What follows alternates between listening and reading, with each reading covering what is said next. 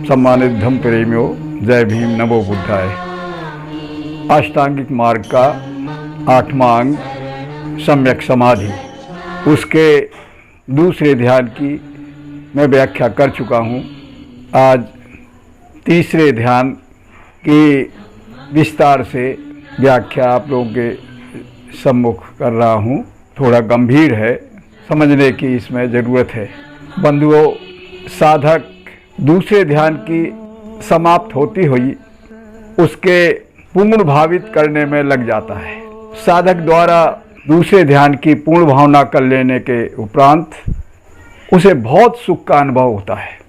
तथागत इस संबंध में अंगुत्तर निकाय के आस्वाद सूत्र में कहते हैं, भिक्षुओं, यदि संसार में मजा न होता, अर्थात संसार की वस्तुओं में चित्त को मोहने वाला आकर्षण न होता, तो प्राणी संसार में आसक्त न होता।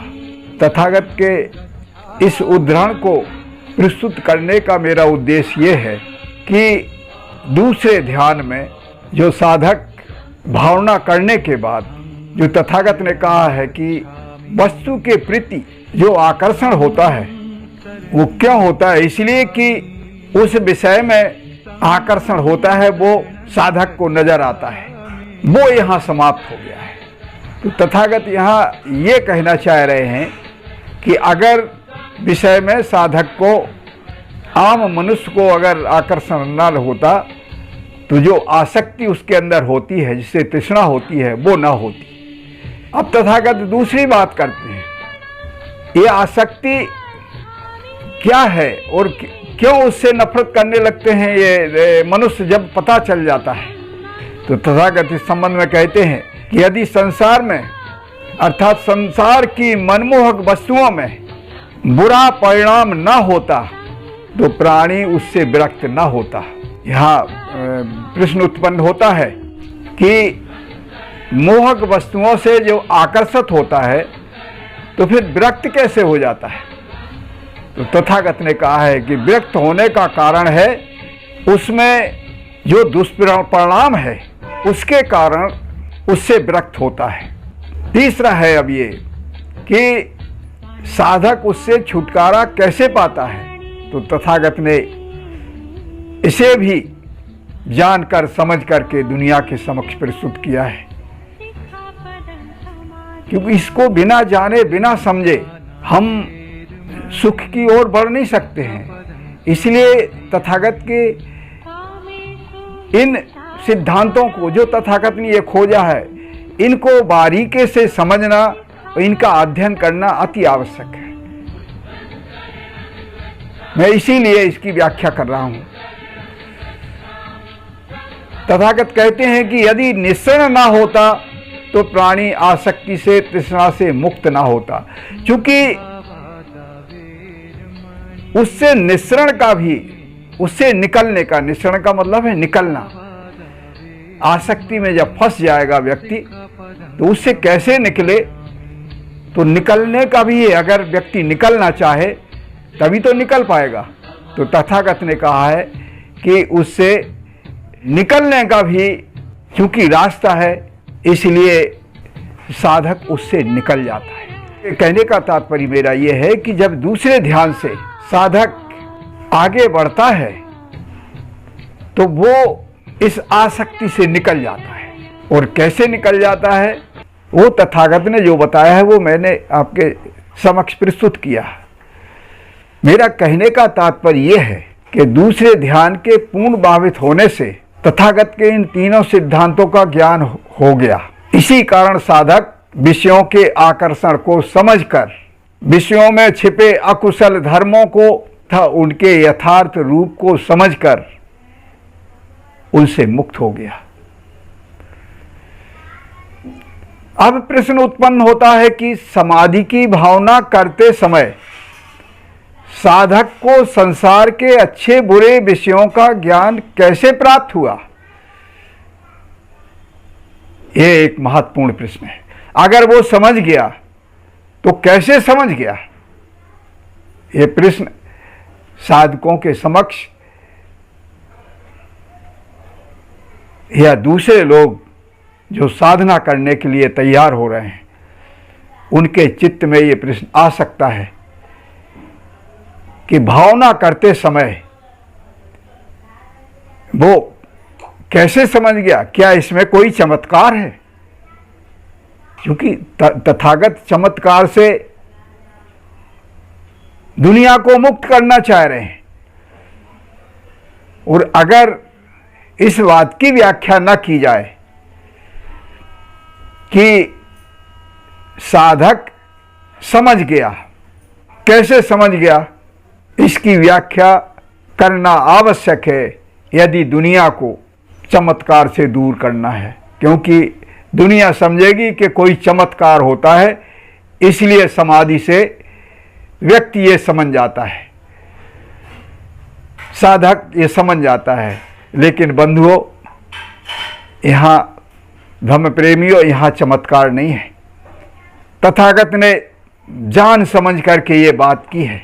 तथागत कहते हैं कि इस प्रश्न के समाधान के लिए तथागत ने अंगुत्तर निकाय के सेकंड भाग में, दूसरे भाग में जो समाधि सूत्र है, उसमें इस प्रश्न का समाधान किया है। तथागत कहते हैं कि चित्त की भावना की जाती है 4 ध्यान के माध्यम से। चित्त को समाहित करने के लिए 4 तरीके हैं, जिन्हें 4 ध्यान कहते हैं। इससे समाधि की भावना होती है, और इसको तथागत ने समथ कहा है। समथ, समथ का तात्पर्य है चित्त को समाहित करने की प्रक्रिया। तो चित्त से क्या होगा कि हमारा चित्त समाहित होगा। अब ये जानकारी के लिए कि कुशल क्या है, अकुशल क्या है, इसे स्मृति जानती है, और स्मृति को प्रज्ञा सिखाती है। प्रज्ञा समझती है, सीखती है, और स्मृति जानती है। तब इस ध्यान के समय ये ज्ञान कहां से आएगा? तब तथागत कहते हैं कि साधक को चित्त की भावना करते समय, चित्त को समाहित करते समय, चित्त को समाधिस्थ करते समय विदर्शना भी करनी चाहिए। विदर्शना का तात्पर्य होता है विपस्सना भावना, और विपस्सना का तात्पर्य होता है तथागत के धम्म को आत्मसात करना, तथागत के धम्म को समझना। विपस्सना के लिए 4 स्मृति प्रस्थान हैं। 4 स्मृति प्रस्थानों की भावना ये विपस्सना कहलाती है। कायानुपस्सना, वेदनानुपस्सना, चित्तानुपस्सना और धम्मानुपस्सना। जिस तरह से हम चित्त को समाधिस्थ करने की भावना करते हैं, उसी तरीके से प्रज्ञावान होने के लिए, ज्ञानवान होने के लिए तथागत ने विदर्शना कहा है। जो विपस्सना की भावना है उसको विदर्शना कहा है। तो तथागत कहते हैं कि 4 प्रकार के साधक हो, 4 प्रकार के व्यक्ति हैं।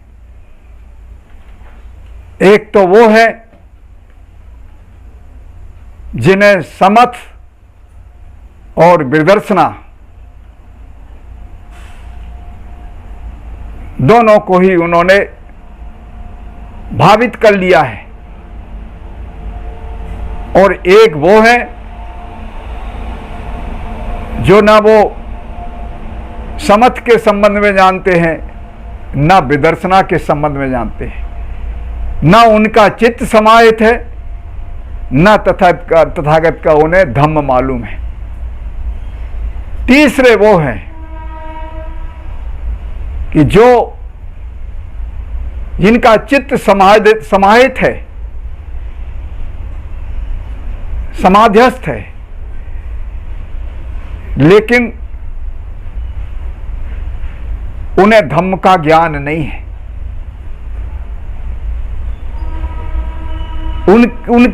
उन्होंने विदर्शना की भावना नहीं की है।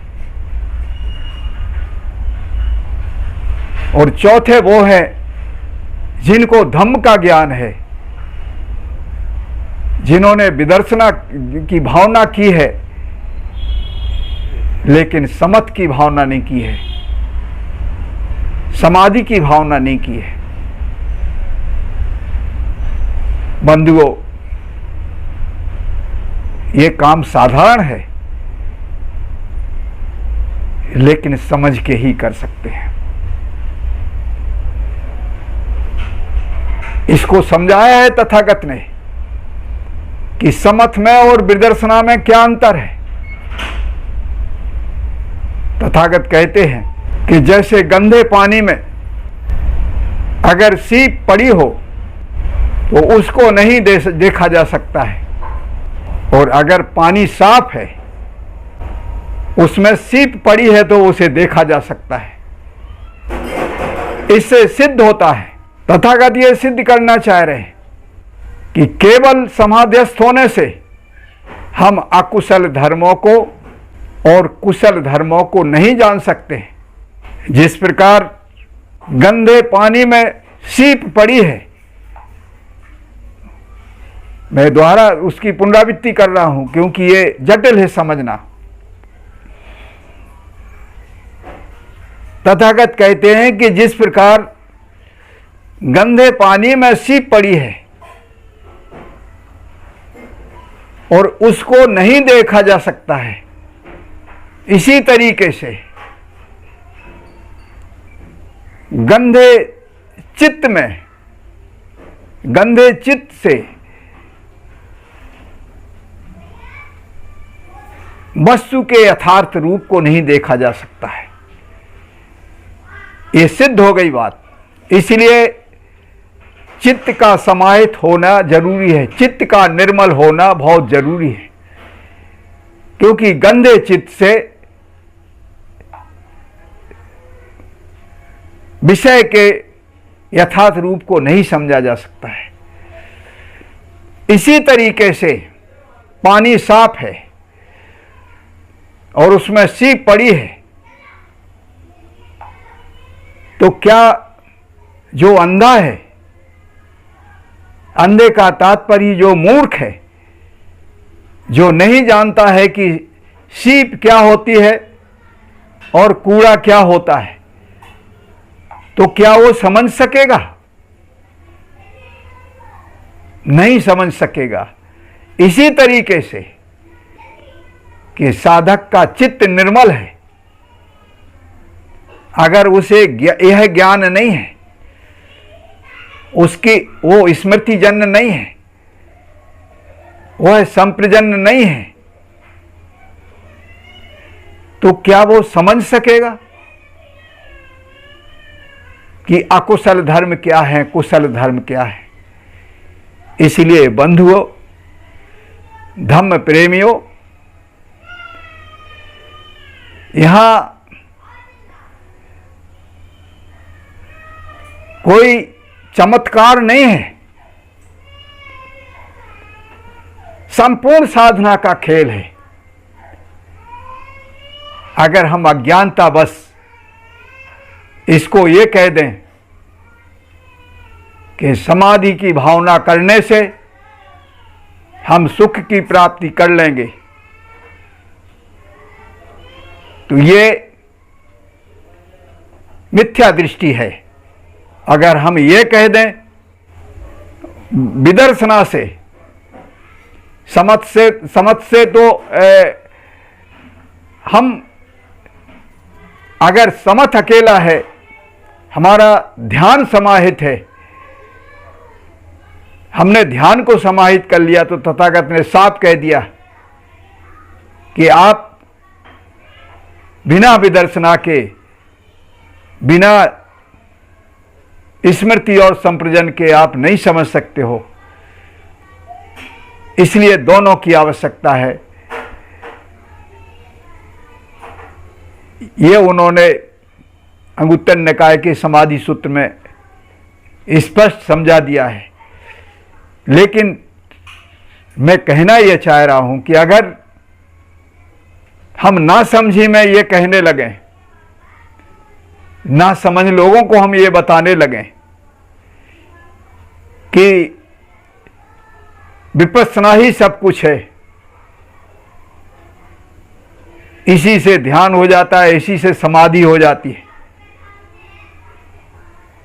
तो ये मिथ्या है। और हम ये कह दें कि अकेला चित्त को समाहित कर लिया जाए तो हम बौद्ध धर्म को, बुद्ध को समझ जाएंगे, तो ये भी मिथ्या दृष्टि है। ये सम्यक बात जब होगी, समथ और विदर्शना को दोनों की पूर्ण भावना कर लेंगे। बंधुओं, ये बात महत्वपूर्ण है और इसको जो भी हमारे धर्म प्रेमी हैं, ये बात उन्हें भली भांति समझनी होगी। मैंने समथ और विदर्शना के संबंध में आपको स्पष्ट किया। अब बात आती है कि तथागत ने इस अकुशल धर्म को और कुशल धर्म को, जो चित्त के अंदर समय समय पर उत्पन्न होता है, ध्यान करते समय उत्पन्न होता है, तथागत ने इसके लिए क्या उपाय बताया।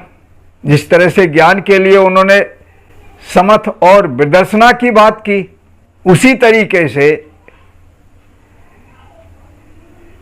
जो ध्यान के समय अनेक चित्त में वितर्क आते हैं, वितर्क तीन हैं, एक काम वितर्क, व्यापाद वितर्क और विहिंसा वितर्क। इन तीन वितर्कों को दूर करने के लिए तथागत ने क्या उपाय बताया है, क्योंकि ये ध्यान के बाधक हैं। तथागत इस संबंध में संयुक्त निकाय के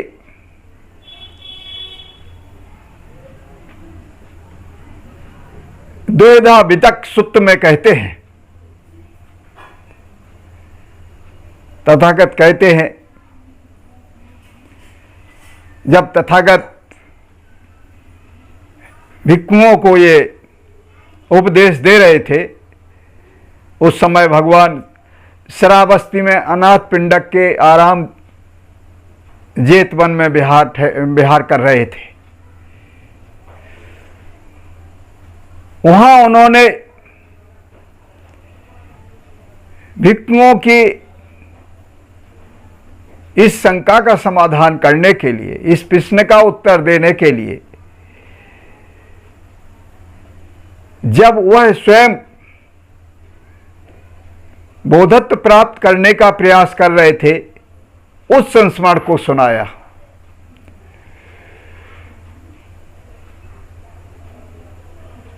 तथागत कहते हैं,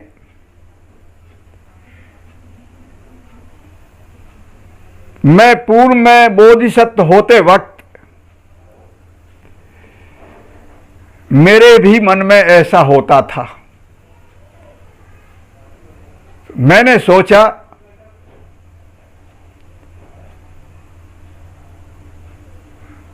क्यों ना मैं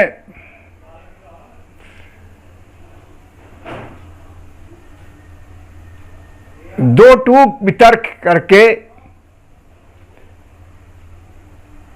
विहार करूं। दो टूक वितर्क का तात्पर्य है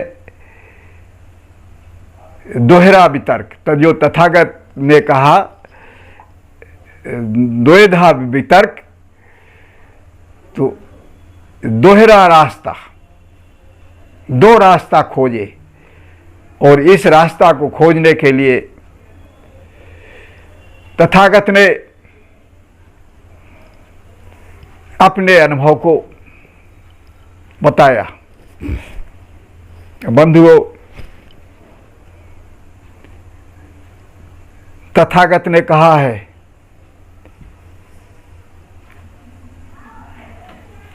कि विज्ञा की उत्पत्ति सम्यक दृष्टि से उत्पन्न होती है। सम्यक दृष्टि से साधक समझता है और जानता है। इसी सिद्धांत को तथागत ने द्वैधा वितर्क की खोज के लिए प्रयोग किया। तथागत के चित्त में आया कि जिस प्रकार बहेलिया हिरणों को पकड़ता है, ये मध्यम निकाय की मैं बात कर रहा हूं आपसे, कि तथागत उस समय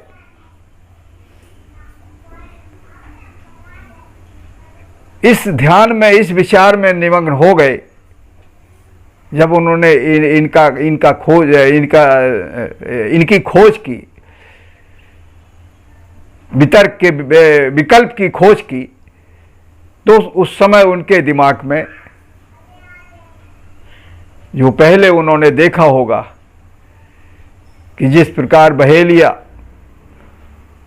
हिरणों को पकड़ने के लिए खेत में घास बोता है और चारों तरफ बाढ़ लगा कर देता है, उसमें बंद कर देता है चारों तरफ बाढ़ से, और एक दरवाजा रखता है उसका। जब हरी भरी घास होती है तो उस दरवाजे को बहेलिया खोल देता है, और खोलने के बाद जब हिरन उसमें घुस जाते हैं, हिरन देखते हैं कि हरी घास है, उसको चरने के लिए उसके अंदर घुसते हैं, तो बहेलिया ताक में रहता है और बंद कर देता है, और अंदर घुस करके उन हिरणों को बहेलिया पकड़ लेता है। बहेलिया तथागत अब विचार कर रहे हैं, मंथन कर रहे हैं कि बहेलिया ने कैसे पकड़ लिया। बहेलिया ने इसलिए पकड़ लिया कि एक दरवाजा था, उसने बंद कर दिया, अब दूसरा दरवाजा नहीं है। अगर दूसरा दरवाजा इसमें होता तो ये हिरन उस दरवाजे से निकल जाते थे। तथागत के दिमाग में, तथागत के चित्त में इस मंथन से रास्ता निकल आया। तथागत ने वितर्क के, तीन वितर्क के विरुद्ध तीन संकल्प प्रस्तुत किए। पहला निष्कामता का संकल्प, दूसरा अव्यापात का संकल्प, और तीसरा अभिहिंसा का संकल्प। हम संकल्प करेंगे, हमने संकल्प लिया कि हमारे अंदर कोई भी अगर काम वितर्क आएगा, अब काम वितर्क कहते हैं 5 काम गुणों से, 5 काम गुणों से जो भी, जिनकी भी हमें याद आती है, चाहे सुंदर भोजन की याद आए, चाहे सुंदर रूप की याद आए, चाहे सुंदर शब्दों की याद आए, चाहे सुंदर गंध की याद आए, स्पर्श की याद आए, 5 ये जो काम गुण हैं, 5 ये विषय हैं, उन विषयों की याद आना, ये काम वितर्क कहलाते हैं। काम का ख्याल आना, इसे ख्याल भी कहते हैं। काम संज्ञा का ख्याल आना, ये भी इसको कहते हैं। तो ये ख्याल कैसे बंद होगा, इसका रास्ता तथागत ने खोज लिया। इंद्रिय संयम से हम इंद्रियों को नष्ट कर सकते हैं, लेकिन ऐसे ख्याल हमारी इंद्रिय के अंदर नहीं आने चाहिए। उन्होंने इसके साधन बताए। विषय ज़्यादा बड़ा हो जाएगा। इसलिए बंधुओं, तथागत ने जो सम्यक संकल्प 3 खोजे, इन सम्यक संकल्पों से उन्होंने 3 वितर्कों को रोका। तथागत कहते हैं कि इस तरीके से साधक जो उसको उस समय ख्याल आते हैं, भावना के समय, अगर उसे ज्ञान है, वो स्मृति वान और संप्रजन है, तो वो इन 3 सम्यक संकल्पों के माध्यम से ध्यान के समय अपने तीनों ही वितर्कों को खत्म कर सकता है, नहीं होंगे। यहां पर भी कोई यहां चमत्कार नहीं है, यहां पर भी साधना का खेल है। यह साधना हमें करनी होगी। बंधुओं, मैंने समाधि के संबंध में, समत के संबंध में, विदर्शना के संबंध में बताना उचित समझा, और 3 संकल्पों के संबंध में बताना उचित समझा।